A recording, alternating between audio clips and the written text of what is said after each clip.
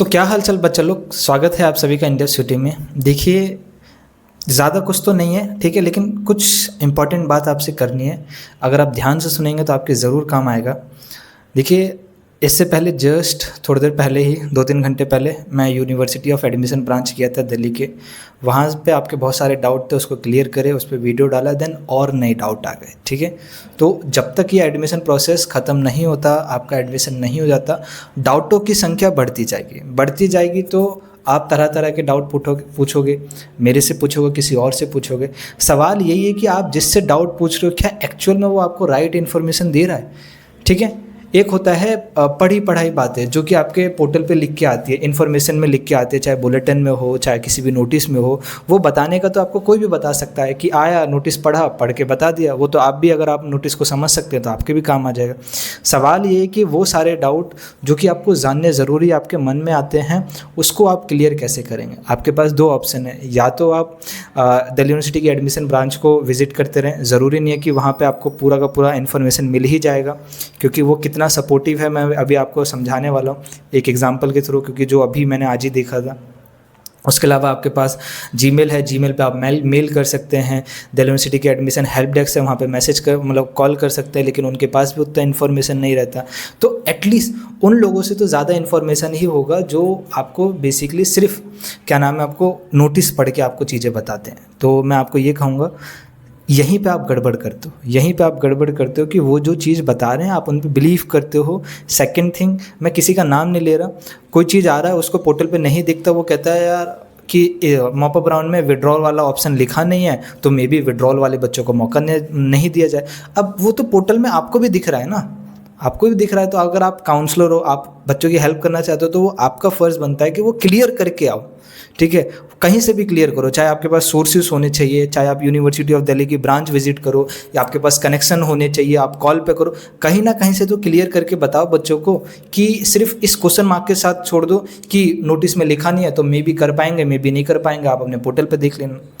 इसी कारण कई बच्चों ने विड्रॉ नहीं करा है, ठीक है। मेरे को कहते हुए 3 दिन हो गया कि विड्रॉ कर लो। उस दिन रात को 3 दिन नहीं हुआ, कल, हाँ परसों की बात करेंगे। परसों से मैं कह रहा हूँ कि विड्रॉ कर लो आपको। कई बच्चों के पास, मेरे पास मैसेज आए कि भैया क्या मैं विड्रॉ कर लूँगा, उसके बाद मॉपअप राउंड के लिए एलिजिबल हो। मैंने उस बच्चों को टाइप कर दिया यस, ठीक है। इंस्टाग्राम पे भी मैसेज आया था, टेलीग्राम पे भी आए थे, मैसेज कर दिया। उस बच्चे का दोबारा मैसेज आया, ठीक है, कब आया मेरे को नहीं मालूम, शायद आया होगा, श्योर भैया 100% आप श्योर हो कि हो जाएगा। अगर मैं यस बोल रहा हूँ तो उसके पीछे कोई ना कोई तो कारण है। ऐसे ही आके तो मैंने कुछ नहीं बता दिया आपको कि हाँ आया और मैं बोल के चले गया। तो मेरे को बीच में समय नहीं मिला इंस्टाग्राम को देखने का या टेलीग्राम को दोबारा मैसेज देखने का। आज मैंने देखा है तो उसको मैंने वापस कहा कि 100% मैं श्योर हूँ। अब ज़रा सोचो, वो बच्चा अभी विड्रॉ करने जाएगा तो क्या विड्रॉल ऑप्शन आपके पोर्टल पे है, ठीक है। तो पहली चीज़ आपको मैंने 2 दिन से बोल रहा हूँ कि हाँ विड्रॉ करके मॉपअप में जा सकते हो, आपने बिलीव नहीं करा, ठीक है। अब आप कह रहे हो कि भैया विड्रॉल ऑप्शन हट गया। 2 दिन विड्रॉल ऑप्शन ओपन था। कितने दिन से मैं कह रहा हूँ कि आपके विड्रॉल ऑप्शन के पीछे मैं भागा रहा। मैं विड्रॉल ऑप्शन के लिए तरह तरह की जगह गया, तरह तरह के लोगों से बात करी, एडमिशन ब्रांच गया, कॉल पे बात करी, इन्फॉर्मेशन गैदर करी, जहाँ पे लोगों ने अपडेट देना बंद कर दिया कि भैया अब कोई विड्रॉल आने वाला नहीं है, मतलब कोई इन्फॉर्मेशन ही नहीं थी। वहाँ पर भी मैंने बोला कि आपके पास कैंसिल और एडमिशन विड्रॉल का ऑप्शन आएगा, फी रिफंड होगा, ठीक है। फिर भी तरह तरह के मैसेज आए कि आप झूठ बोल रहे हैं, आप ये कर रहे हैं, आप कोई फी रिफंड नहीं आएगा, स्पॉट की पॉलिसी में लिखा है। आपने पढ़ी है स्पॉट की पॉलिसी में? कहीं पे भी नहीं लिखा कि स्पॉट राउंड के बाद आप विड्रॉ नहीं कर सकते। विड्रॉल की पॉलिसी के लिए अलग नोटिस होता है, स्पॉट की पॉलिसी के लिए अलग नोटिस। किसी भी स्पॉट पॉलिसी में लिखा है कि आप वहाँ पे जाके एडमिशन कैंसिल नहीं कर सकते। एडमिशन तो कैंसिल कर सकते हो ना, वहाँ तो साफ लिखा था आपको जो सीट मिली उसको एक्सेप्ट करोगे, वो ऑटो एक्सेप्ट हो जाएगी और फर्दर अपग्रेड नहीं होगा। सिंपल नोटिस सिंपल सा था, ठीक है। उसमें कहीं ये नहीं लिखा था कि आप जाके बाद में एडमिशन कैंसिल करते हैं तो आपको पैसा वापस नहीं मिलेगा। किस बिहार पे आपने सोच लिया कि पैसा वापस नहीं मिलेगा? भैया विड्रॉ नहीं आएगा। पहले आपका चलता रहा कि भैया विड्रॉ नहीं आएगा, आप व्यूज़ के लिए झूठ बोल रहे हैं, विड्रॉज नहीं आएगा। विड्रॉ आया, मैंने कंफर्म करके बताया था, विड्रॉ आया। मेरे पास और भी स्टूडेंट्स हैं, यूट्यूब के अलावा भी बहुत सारे स्टूडेंट्स हैं जो मेरे से बात करते रहते हैं, उनकी भी मेरे को हेल्प करनी पड़ती है, तो उनको भी जेन्युइन इन्फॉर्मेशन देना है, ठीक है। ऐसा नहीं है कि मैं कोई भी चीज़ आपको बता दिया। तो विड्रॉल ऑप्शन आपके पास आया, प्लस वहाँ पे कैंसिल और एडमिशन था, कैंसिल और एडमिशन के बगल क्लिक करते हैं तो वहाँ पे फ़ी रिफ़ंड का ऑप्शन आता है। फ़ी रिफ़ंड के आप मतलब वहाँ पे लिखा होता है विड्रॉल फ़ीस आपको 1000 सबमिट करना था, अब वहाँ पे पैसा वापस आएगा। अब दोबारा इस तरह के कमेंट आ रहे हैं कि आपका पैसा वापस नहीं आएगा।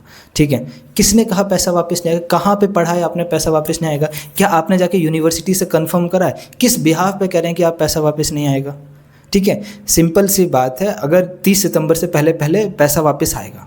ठीक है, यूजीसी के रूल्स के अकॉर्डिंग। यूजीसी का रूल्स भी चलो हटा दो, अब मेरे को ये बताओ, अगर दिल्ली विश्वविद्यालय को क्या नाम है आपका पैसा वापस नहीं देना होता तो आपको विड्रॉल पैसा क्यों लेता, विड्रॉल फ़ी क्यों लेता? सीधा करता कैंसिल और एडमिशन, हो गया कैंसिल, उसके तो 15,000 हो जाते, किसी के यहाँ 50,000 फीस जमा हो जाती।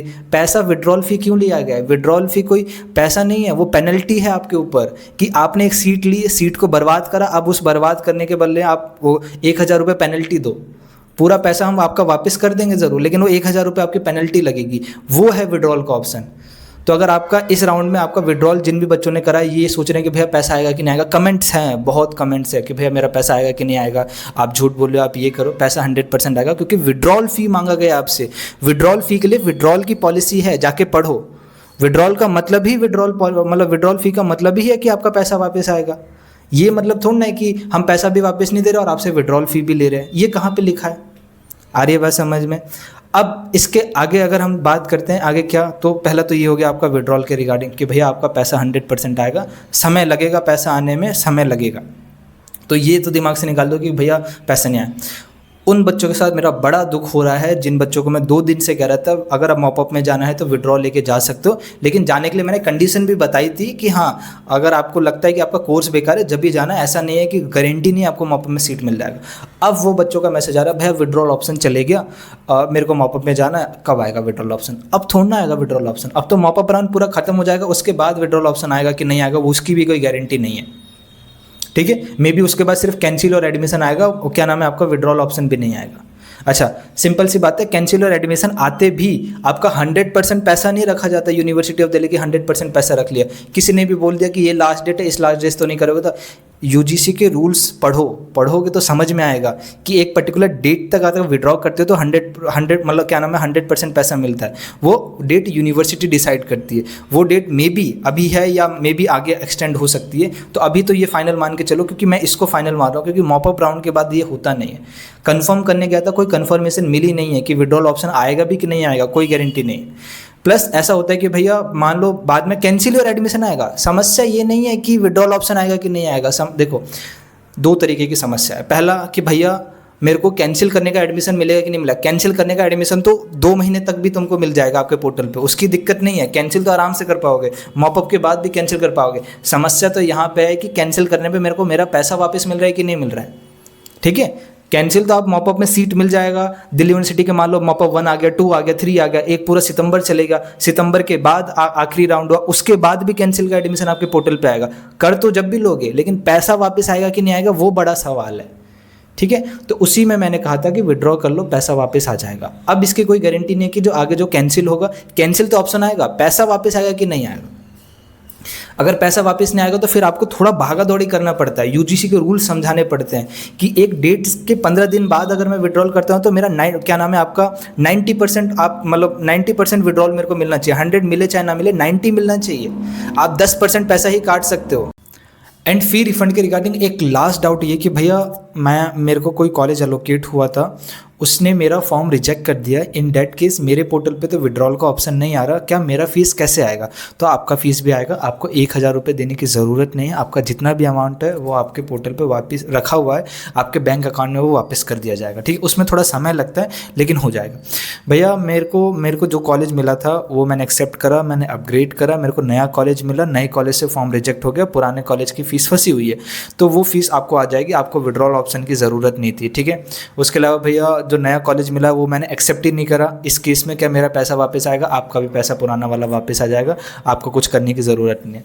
सेकंड थिंग भैया, मान लीजिए मैं किसी कोर्स में हूँ एंड उस कोर्स से मेरे को कोई दूसरा कोर्स एलोकेट हुआ था, उसकी फ़ीस मेरे पहले वाले कोर्स से कम थी, तो कम थी तो कुछ अमाउंट 2000, 3000, 5000, 200, 300 जो भी अमाउंट है वो दिल्ली विश्वविद्यालय के पास बचा हुआ है। क्या वो पैसा मेरे को वापस मिलेगा कि नहीं मिलेगा? हाँ, तो वो पैसा भी आपको क्या कर जाएगा, पूरी तरीके से आपको वापस कर दिया जाएगा, और उसमें भी आपको थोड़ा समय लगेगा, लेकिन हाँ आपके उसी बैंक में वापस आ जाएगा, आपको भी 1000 रुपये देने की ज़रूरत नहीं है। तो ये आपके फ़ी रिफंड्स के रिगार्डिंग सारे डाउट थे अब तक के।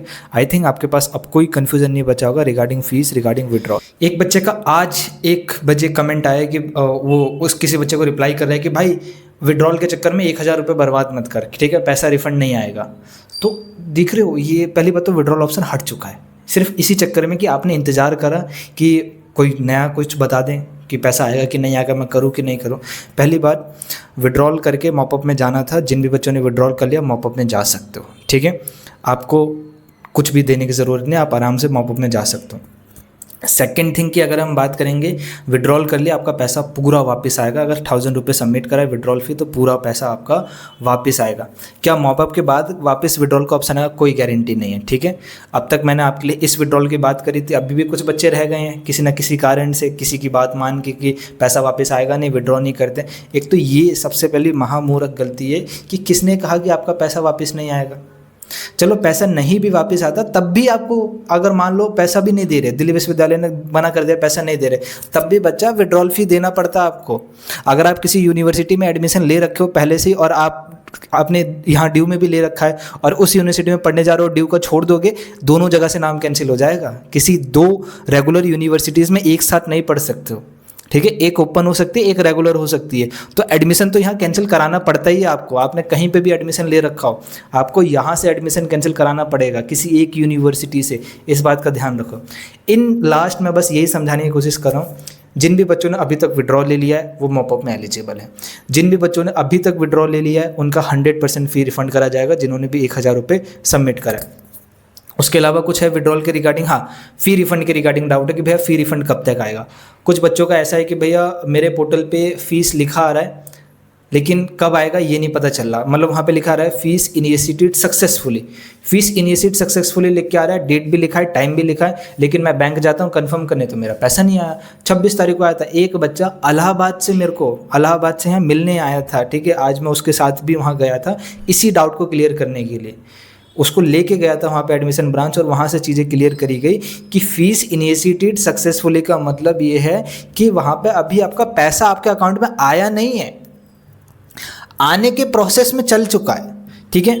मान लीजिए यूनिवर्सिटी ऑफ दिल्ली ने कुछ स्लॉट डिसाइड करें कि इस स्लॉट्स में इतने थाउजेंड ऑफ स्टूडेंट्स होंगे एंड देन सेकंड स्लॉट में इतने थाउजेंड ऑफ स्टूडेंट्स होंगे, यानी फर्स्ट जो स्लॉट है उसमें वो बच्चे हैं जिनके पोर्टल पे अभी लिख के आ रहा है फीस इनिशिएटेड सक्सेसफुली, ठीक है, तो वो बच्चे हैं उनका पहले रिफंड होगा। जिन बच्चों के पोर्टल पर कुछ नहीं लिख के आ रहा है वो सेकंड स्लॉट के बच्चे होंगे। जैसे फर्स्ट स्लॉट निपट जाएगा फिर सेकंड स्लॉट का काम करा जाएगा, ठीक है। तो फर्स्ट स्लॉट वाले बच्चों का पैसा आने के लिए मिनिमम से मिनिमम 10 दिन का टाइम उन्होंने मांगा है और मैक्सिमम तो मैक्सिमम 2 महीने का टाइम मांगा है। और ये सारी की सारी इन्फॉर्मेशन आपको बैंक में जाके कंफर्म करनी पड़ेगी कि पैसा आया है कि नहीं आया। पोर्टल पे क्या डिफरेंस होगा इसके रिगार्डिंग अभी मेरे को कुछ इन्फॉर्मेशन मिला कि पोर्टल पे पता चलता है पैसा आया है कि नहीं आया। एक तो ये लिख दिया कि इनिशिएटिव सक्सेसफुली का मतलब इन प्रोग्रेस है, ठीक है। पैसा आ जाता है तो क्या नया चेंज आता है, तो मैं कहूँगा अगर कोई बच्चा वीडियो देख रहा है आपका पैसा आया है तो बस मेरे को आप इतना बता दो कि आपके पोर्टल में पैसा आने के बाद भी वही चीज़ लिख के आ रहा है या कोई पुराना चीज़, मतलब कोई नया चीज़ लिख के आ रहा है या पुराना वाला ही है, ठीक है। तो अगर पुराना वाला ही है तो इसका मतलब आपके पोर्टल से कुछ नहीं पता चलेगा कि पैसा आया कि नहीं आया। जो भी चीज़ होगा आपको बैंक से कंफर्म करना पड़ेगा हर बार कि पैसा आया है कि नहीं आया। अब भैया एक और नया सवाल आया कि भैया जो पैसा है वो कहाँ आ रहा है, तो पैसा आपने जो बैंक डिटेल दिल्ली विश्वविद्यालय को दी थी उसमें नहीं आ रहा है। पैसा आपका जनरली जिस अकाउंट से ट्रांजैक्शन आपने करी थी उसी अकाउंट में रिटर्न करा जा रहा है वापस उस अकाउंट से। एक बच्चे का डाउट आता है भैया मैंने कोई एक अकाउंट पोर्टल में भरा है, पेमेंट किसी दूसरे अकाउंट से करी है और ये जो 1000 रुपये पेमेंट कर रहा हूँ ये तीसरे अकाउंट से कर रहा हूँ, पैसा किस में आएगा, ये दूसरे वाले अकाउंट में जिससे आपने फ़ी पेमेंट करी है उसी में पैसा वापस चले जाएगा।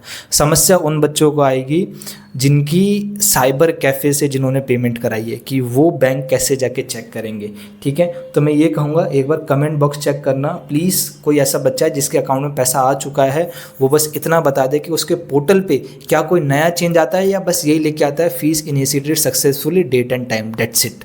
या आपके पास कोई मेल कन्फर्मेशन आ रहा है कि हाँ आपके बैंक अकाउंट में पैसा डाल दिया गया है। अगर ये है आप कमेंट बॉक्स में ज़रूर बताना, बच्चे पढ़ लेंगे, एटलीस्ट आप थोड़ी बहुत तो हेल्प कर पाओगे इन बच्चों की। जैसे आप भी परेशान थे, आप भी विड्रॉल के लिए परेशान थे, वैसे वो भी बच्चे परेशान हैं, ठीक है। तो ये हो गया आपका विड्रॉल और फी रिफंड।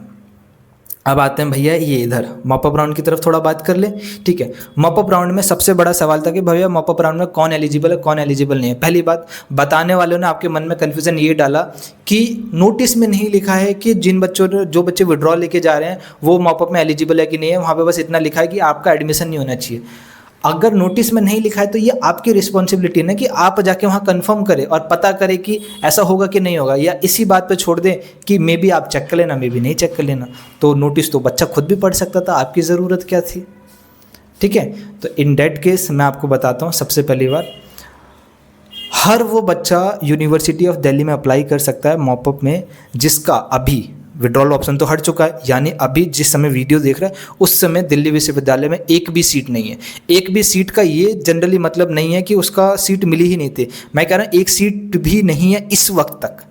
आपको मिली थी, आपने छोड़ दी, आपको मिली थी, आपका यूनिवर्सिटी फॉर्म ने रिजेक्ट कर दिया, आपको मिली थी, आप अपग्रेड में गए, आपने सीट एक्सेप्ट नहीं करी, कोई भी कारण हो सकता है। अगर इस समय सीट नहीं है आप एलिजिबल हो। सेकेंड थिंग, आपने सीयूटी एग्जाम नहीं दिया, आप एलिजिबल हो। थर्ड थिंग, और कुछ बताने इसके बारे में, एलिजिबिलिटी के बारे में ये बस एलिजिबिलिटी के बारे में यही है, ठीक है। मॉपअप के लिए कहाँ पे अप्लाई करना है, उसी आपका पोर्टल पाएगा, यूजी का पोर्टल है, उसी पे आपको अप्लाई करना है, ठीक है। जो बच्चे ऑलरेडी पोर्टल पर रजिस्टर हैं, ठीक है, रजिस्टर मतलब एक बार रजिस्ट्रेशन कर चुके हो, 250 रुपये का general, OBC, EWS, SC ST 100 rupees, PWD 100 rupees कर चुके हो, आपको दोबारा पैसा देने की ज़रूरत नहीं है। एक ऐसा बच्चा जो यूनिवर्सिटी ऑफ दिल्ली के प्रोसेस से बाहर था, रजिस्टर नहीं कराए, सीयूटी दिया हो ना दिया उससे कोई फ़र्क नहीं पड़ता, चाहता है एडमिशन लेना, अप्लाई कर सकता है। 1000 रुपये आपकी क्या नाम है मिनिमम चार्ज है आपके लिए, ठीक है, वो देना पड़ेगा। उसके अलावा रजिस्ट्रेशन फ़ी अलग है। रजिस्ट्रेशन फ़ी कितनी है, जनरल, OBC, EWS 250 रुपये।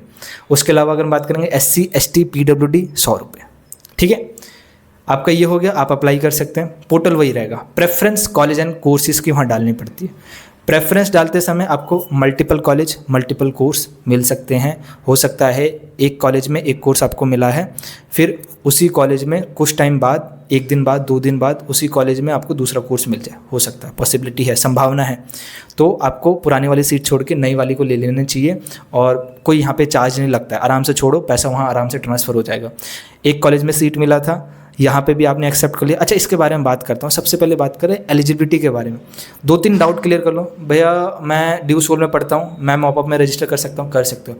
भैया मैंने सीयूटी एग्जाम नहीं दिया, मैं मॉपअप में रजिस्टर कर सकता हूँ, कर सकते हो। भैया मेरे को सीट मिला था, मैंने छोड़ दिया, मैं मॉपअप में रजिस्टर कर सकता हूँ, आप ऑलरेडी हो, जा सकते हो, ठीक है। विड्रॉल होना चाहिए बस उस समय तक।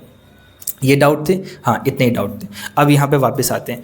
मान लीजिए मैंने 100 प्रेफरेंस बनाई, 100 कॉलेज एंड कोर्सेज की प्रेफरेंस बनाई। इसमें मेरे को हर कॉलेज में से एक कॉलेज में से एक ऑफ़र आ गया।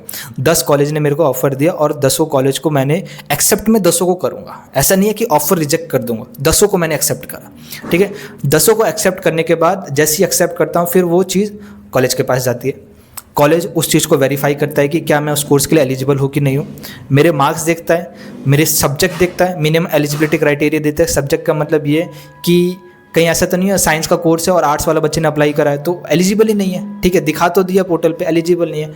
उस केस में वो वहाँ पे क्या कर सकता है, अप्लाई कर सकता है, ठीक है। जैसे ही वहाँ पे अप्लाई करेगा, अप्लाई करने के बाद कॉलेज डॉक्यूमेंट वेरिफिकेशन करता है, ठीक है। और अब जैसे ही सब कुछ अप्रूव हो जाता है, आपके कैटेगरी डॉक्यूमेंट सब अप्रूव हो जाता है, फिर पेमेंट लिंक आता है। अब हो सकता है कि 2-3 कॉलेज का एक साथ पेमेंट लिंक आ जाए, पेमेंट एक ही में करोगे, आएगा मल्टीपल ऑप्शंस, करोगे एक ही में, ठीक है, समझ में आ रहा है। एक ही में ऑप्शन करोगे, बाकी सारे गायब हो जाएंगे उस पर्टिकुलर टाइम में। मान लीजिए उस कॉलेज में पेमेंट करा, ठीक है, और पेमेंट करने के बाद मेरे को कोई नया कॉलेज अलोकेट हो जाता है, नया कॉलेज अलोकेट हो जाता है। मान लीजिए कि एक टाइम पे 3 पेमेंट लिंक जनरेट हो गए, 3 में से मैं एक को करूँगा तो बाकी 2 अपने आप गायब हो जाएंगे, ठीक है। लेकिन मेरे को सीट मिल चुकी है और मेरा जो पेमेंट लिंक है मेरे पास 3 जनरेट हुई थी, वो तो 2 गायब हो गई। कुछ दिन बाद, 1 दिन बाद, 2 दिन बाद वापस 5 और पेमेंट लिंक जनरेट हो गए डिफरेंट कॉलेज की। और मेरे को पता है कि जो मेरा कोई भी उनमें से जो भी मेरा प्रेफरेबल है वो बेस्ट है मेरे अभी वाले करंट से।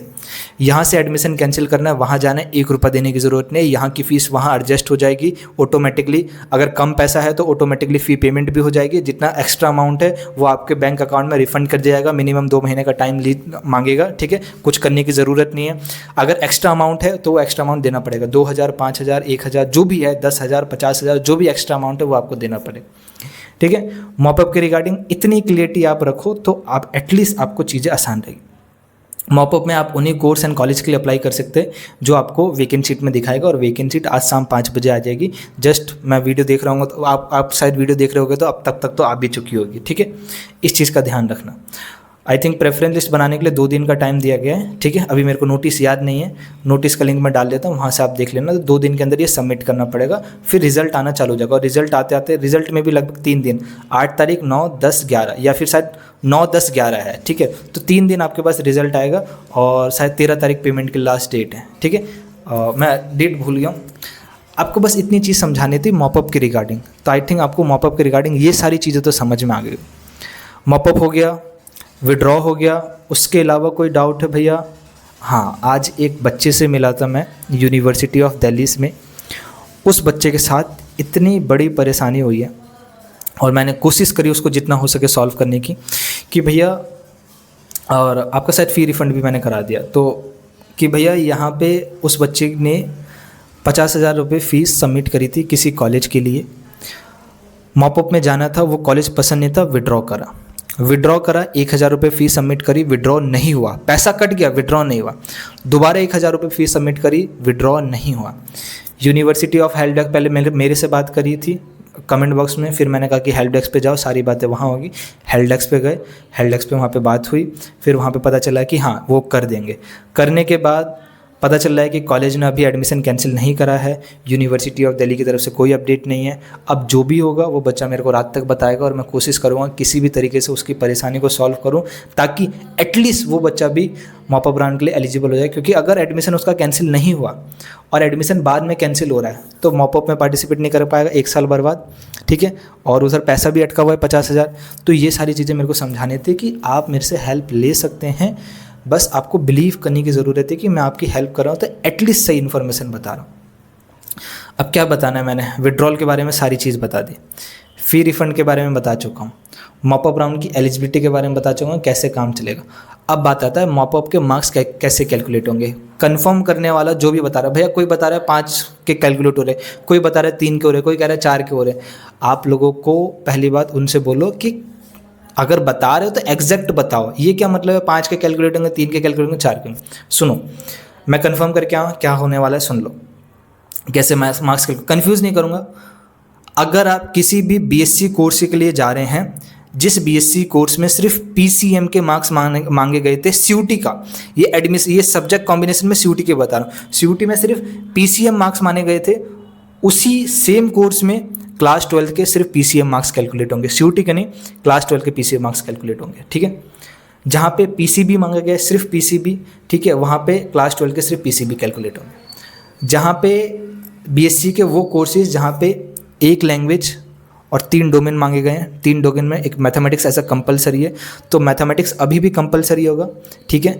1 लैंग्वेज आपका क्लास 12 का वो कोई भी लैंग्वेज हो सकता है, हिंदी, इंग्लिश, संस्कृत, पंजाबी, उर्दू, जो भी हो सकता है, ठीक है। उसके अलावा 2 अदर बेस्ट सब्जेक्ट बेस्ट होने चाहिए। आपने मैक्सिमम 4 दिए, 5 दिए, फिजिकल एजुकेशन को भी कंसिडर किया जाएगा, यानी बेस्ट 4 कंसिडर करे जाएंगे आपके फॉर वो कोर्सेज़ के लिए, वो हर एक कोर्सेज़ के लिए। देखो, जिनमें भी 1 लैंग्वेज 3 डोमेन का कॉम्बिनेशंस है और उसमें कोई सब्जेक्ट स्पेसिफिक नहीं है कि 3 डोमेन कोई से भी होंगे। उसके अलावा 1 लैंग्वेज 1 डोमेन जनरल टेस्ट का कॉम्बिनेशन है, 2 लैंग्वेज 2 डोमेन का कॉम्बिनेशन है। इस तरीके के कॉम्बिनेशन वाला, ये सीयूटी के कॉम्बिनेशन वाला है, सेम कॉम्बिनेशन आपका क्लास 12 के साथ अप्लाई हो रहा है। अब इन सारे कॉम्बिनेशन वालों बच्चों के लिए एक तरीके का कॉम्बिनेशन रखा गया, बेस्ट ऑफ 4। आपने 5 सब्जेक्ट दिए हो, आपने 4 दिए हो, आपने 6 दिए हो, आपने 7 दिए हो, आपने 8 दिए हो, उससे कोई फ़र्क नहीं पड़ता। आपके सबसे बेस्ट 4 सब्जेक्ट को कंसीडर करा जाएगा जो कि आपने क्लास 12th में पास आउट करा है। और क्लास 12th की बात कर रहा हूँ, सीयूटी की नहीं। कोई बच्चा ये नहीं कहेगा कि बाद में भैया मैंने सीयूटी में इंग्लिश दिया ही नहीं है, मैं एलिजिबल हूँ। अरे क्लास 12th की बात कर रहा हूँ, ठीक है। सिंपल सी बात है, क्लास 12 में बेस्ट 4 कैलकुलेट हो रहे हैं। अब इन बेस्ट 4 में एक लैंग्वेज होना ज़रूरी है, बाकी 3 कुछ भी हो सकता है। बाकी 3 में आपके पास फिजिकल एजुकेशन है, उसके अलावा आपके पास योगा है, चल जाएगा, उससे कोई फ़र्क नहीं पड़ता। बस बेस्ट 4 होने चाहिए, बेस्ट 4 में एक लैंग्वेज होना चाहिए। वो लैंग्वेज कुछ भी होगा, ज़रूरी नहीं इंग्लिश एज अ कंपलसरी। उसके अलावा जहाँ पे कंपलसरी कंडीशन लगा रखी है कि mathematics is a compulsory subject, तो 4 कॉम्बिनेशंस में फिर मैथमेटिक्स कंपलसरी होगा, ठीक है। लैंग्वेज होगा, बाकी दो सब्जेक्ट क्लास 12 के कुछ भी होंगे, लेकिन मैथमेटिक्स कंपलसरी होगा। कॉमर्स में जहाँ पे अकाउंटेंसी कंपलसरी कर रखी है तो फिर वहाँ पे अकाउंटेंसी कंपलसरी होगा, ठीक है। अब ऐसे कॉम्बिनेशन की बात कर लेंगे जैसे कि बीबीए हो गया, बीएमएस हो गया, एक लैंग्वेज एक डोमेन जनरल टेस्ट का कॉम्बिनेशन है, ठीक है। यहाँ पे किसके मार्क्स खेलूँगा, बेस्ट 4, एक लैंग्वेज 3 डोमेन, ठीक है। वहाँ पे भैया एक लैंग्वेज मैथमेटिक्स और जीटी था, तो फिर मैथमेटिक्स भी कंसीडर होगा, ठीक है। फिर एक लैंग्वेज मैथमेटिक्स और 2 कोई और भी क्लास 12 के सब्जेक्ट, तो सब्जेक्ट कॉम्बिनेशन ऐसे पहचान, ठीक है। तो आई थिंक आपको अब कैलकुलेट करने में आसानी होगी। उसके अलावा मैं कहूँगा, मैंने एक पोल डाल रखा है, इस पोल का रिजल्ट मैं शाम को लेके आने वाला हूँ। प्लीज़ अगर आप उस पोल में पोल कर चुके हो और आपने मार्क्स 500 में से कैलकुलेट कर रहे हो तो गलत कर रहे हो। For PCB student you have to only calculate PCB subject, not for PCB student. If you are thinking about or taking the bio related course in which the PCB domain subject is the minimum eligibility for the CUT from the CUT, then मैं ये कहूँगा कि आप सिर्फ PCB के marks calculate करोगे और 300 में से अपने मार्क्स बताओगे, उसमें से परसेंटेज बताओगे। फॉर PCM स्टूडेंट्स, ऐसे कोर्सेज जिसमें सिर्फ सीयूटी के पीसीएम कैलकुलेट हो रहे थे, तो सिर्फ आप क्लास 12 के पीसीएम को कैलकुलेट करोगे और परसेंटेज बताओगे 300 में से कितनी बनी।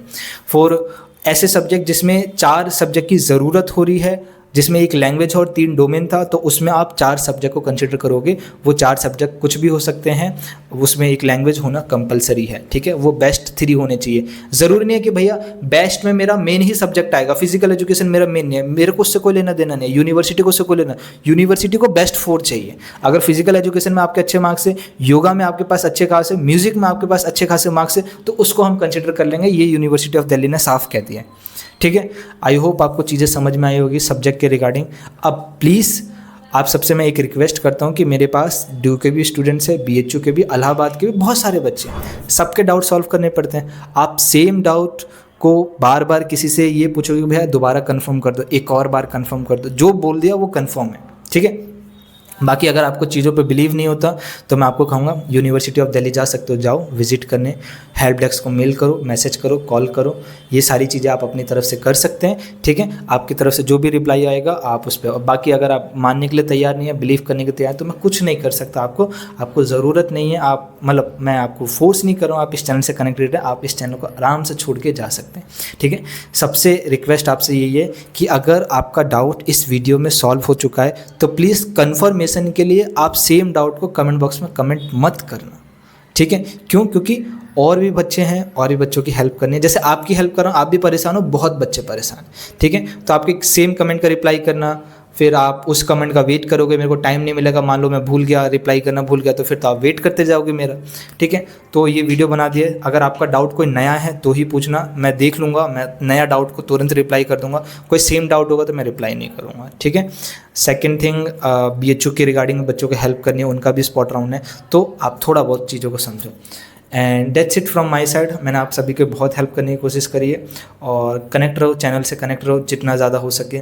चैनल को सब्सक्राइब रखो, बेल आइकन को हिट रखो, और वीडियो को लाइक करो। मैं गारंटी नहीं दे सकता कि आपको मैं मॉपअप राव में एडमिशन ही करा दूंगा, लेकिन मैं इसकी गारंटी दे सकता हूँ कि जो गलती आप दूसरे चैनल से आज तक करते आए हैं, क्योंकि किसी ना किसी कारण से तो आपका एडमिशन रह गया ना, ठीक है। आपको मालूम ही होगा, अगर वो गलती आपको अभी भी, तो उन गलतियों को आपको यहाँ पे देखने को नहीं मिलेगा। जो भी इन्फॉर्मेशन दूंगा मैं कंफर्म दूंगा, यूनिवर्सिटी से कंफर्म करके दूंगा। एटलीस्ट कुछ ही चैनल है जो ड्यू और बीएचयू के ऑफिशियल अपडेट देते हैं, उनमें से आप इस चैनल को कंसीडर कर सकते हैं। कोई डाउट होगा कमेंट बॉक्स ओपन है, कमेंट करना, चैनल को सब्सक्राइब रखो, बेल आइकन को हिट रखो, ठीक है। और कुछ दिन की बात है, ये एडमिशन प्रोसेस भी अब खत्म हो जाएगा, 1 हफ्ते का और बचा हुआ है ड्यू का, और बीएचयू का भी लगभग क्या नाम है आपका, 7 दिन का और बचा हुआ है, 11 तारीख तक है ना, आज 4 तारीख है, लगभग 7 दिन का और बचा हुआ है, फिर वो प्रोसेस भी ख़त्म हो जाएगा। उसके बाद अपनी लाइफ को एंजॉय करो, अपने करियर बिल्ड करने के ऊपर फोकस करो। और अगर आप किसी भी यूनिवर्सिटीज़ में एडमिशन ले चुके हैं एंड आप चाहते हैं कि आप मेरे साथ काम करें, आप और बच्चों के, आपके पास और टीचिंग एक्सपीरियंस स्किल्स आए, तो आप मेरे को इंस्टाग्राम पे मैसेज कर सकते हैं कि भैया आई एम इंटरेस्टेड, और फर्दर के लिए फर्दर डिटेल मैं आपको वहाँ बता दूंगा। हाँ, आपको 6 महीने एक इंटर्नशिप प्रोग्राम कराया जाएगा जिसमें चीज़ें आपको सिखाई जाएंगी, और जैसे इंटर्नशिप प्रोग्राम ख़त्म हो जाएगा उसमें आपको लेटर ऑफ रिकमेंडेशन और बहुत सारी चीज़ें आपको दे के दिया जाएगा एज अ रिवॉर्ड, ठीक है।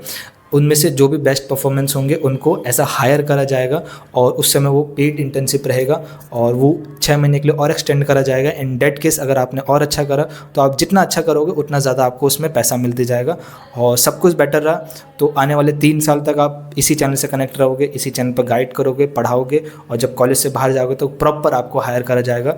तो आई थिंक आपके लिए इतना तो मैं कर ही सकता हूँ। अभी भी गाइड कर रहा हूँ, कॉलेज के ड्यूरेशन भी गाइड करूँगा, और बहुत सारी चीज़ें अभी आपको बतानी है। आपको इंटर्नशिप के बारे में बताना है, प्लेसमेंट के बारे में बताना है, स्कॉलरशिप के बारे में बताना है, आगे जाके आपको यूपीएससी करना है, एसएससी करना है, उसमें गाइड करना है, आगे जाके कोई एग्ज़ाम करने वाले उसकी भी तैयारी करानी है मेरे को आपको, ठीक है। तो आने वाले समय में बहुत सारी चीज़ें करने वाला हूँ, बहुत सारी चीज़ें आपके लिए लेके आने वाला हूँ, तो चैनल को सब्सक्राइब रखना, आगे वाले 3 साल में बहुत काम आने वाला है। कोई डाउट आए, मान लो कभी यूनिवर्सिटी की तरफ से नहीं क्लियर हो रहा है, वो डाउट कहाँ पूछोगे, मैं कहूँगा इंस्टाग्राम का लिंक है, आज पूछो चाहे 2 साल बाद पूछो, ज़रूर कोशिश तो यही करूँगा कि आपका रिप्लाई ज़रूर कर दूँ, ठीक है। बाकी स्वस्थ रहो, मस्त रहो, टेंशन मत लो, लोगों से कनेक्ट रहो, मैं छोड़ने को नहीं कह रहा, लेकिन प्लीज़ इन्फॉर्मेशन देखने के बाद सोचो कि अगर वो इन्फॉर्मेशन पर्सन सही बता रहा है तो बिलीव करो, नहीं बता रहा तो फिर आपको अपनी तरफ से इनिशिएटिव लेना पड़ेगा। आपको वेट नहीं करना पड़ेगा कोई दूसरा पर्सन आ उसको कंफर्म करे, क्योंकि क्या पता आप वेट करते रह जाए और समय ख़त्म हो जाए। विड्रॉल के लिए मैंने कहा था कि कोई लास्ट डेट का इंतज़ार मत करो, उसी समय विड्रॉल कर लेते, उसी समय रात से पहले करने का था, लेकिन बच्चों ने करा नहीं, ठीक है। फिर भी 1 दिन मिल गया, अब वो भी नहीं हुआ, ठीक है। तो समस्या तो आपको देखने को मिले। चलिए टेंशन मत लो, स्वस्थ रहो, मस्त रहो, और घबराना नहीं है। जब तक प्रवीण भैया इधर है तब तक आपका कॉलेज में एडमिशन तक का सफ़र और कॉलेज के बाद का एक करियर तक का सफ़र बहुत स्मूथली चलेगा। और ऊपर नीचे तो आपका पड़ाव चलते ही रहता है, लेकिन हाँ, उस पड़ाव में आपको गाइड करते रहूँगा, आपको थोड़ा बहुत भटकने से बचाऊँगा, ताकि आपका जो भी करियर आप बिल्ड करने जा रहे हैं एटलीस्ट वो कुछ ना कुछ आपकी लाइफ में इनपुट निकाले और कुछ ना कुछ मैं आपकी लाइफ में बेटर कर पाऊँ।